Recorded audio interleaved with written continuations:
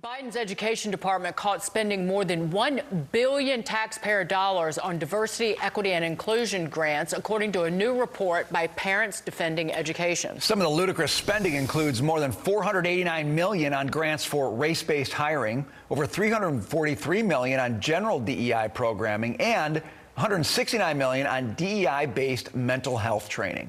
Remember, American student scores are sliding dramatically in math and science, but at least they're well-versed in equity and are learning to hate one another based on their race. Joining us now, Fox News contributor DeRoy Murdoch, along with Seattle radio host and author of What's Killing America, Jason Rantz. Welcome to you both. DeRoy, I'll start with you.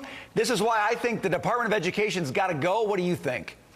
That's the many reasons for that, and I have a billion more reasons.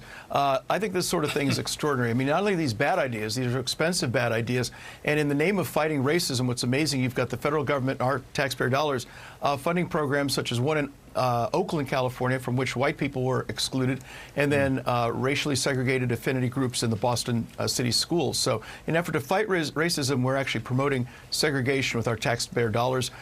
This can't end quickly enough, and I think it begins to end January 20th of next year. And it devalues merit, Jason. So again, it sends the entire nation in the wrong direction.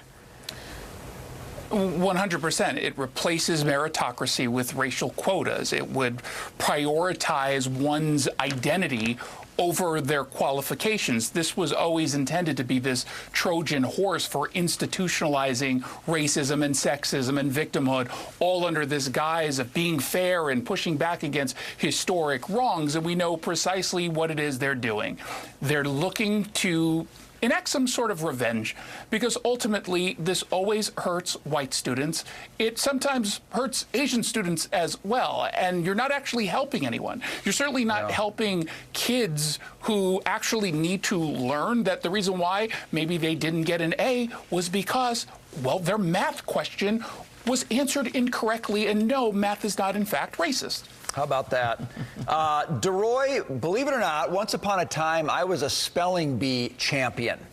I'm interested to learn now that if you go to the National Spelling Bee and they give you the term women, you don't spell it the way I would have spelled it in order to win the championship. You put a Y in there, DeRoy.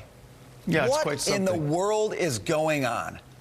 Well, I'd say go talk to your mentor about that, except I guess that's now your mentor, M-Y-N-T-O-R. A lot of words that have the word men in it, the letters M-E-N in there. Maybe we have to change them all. The thing that bothers me most about this is this is supposed to be some great feminist triumph or something like that. We have little girls in this country, 323,000 unaccompanied minors, many of them female, who right now are sex slaves. They're basically completely in bondage. They're engaged in being raped every day by pedophiles and so on. If you really want to do something for girls and for women, why don't we go fight that? Instead, you've got people here fighting sexist spelling rather than trying to free little girls who are in sexual bondage in this country today. Let's fix that problem. Once that's fixed, we can talk about spelling. These people are so stupid, Jason. They put a Y in the word women, but XY is the male chromosome. It's XX for women. Why would you put the Y in? It's still, so you're keeping it male.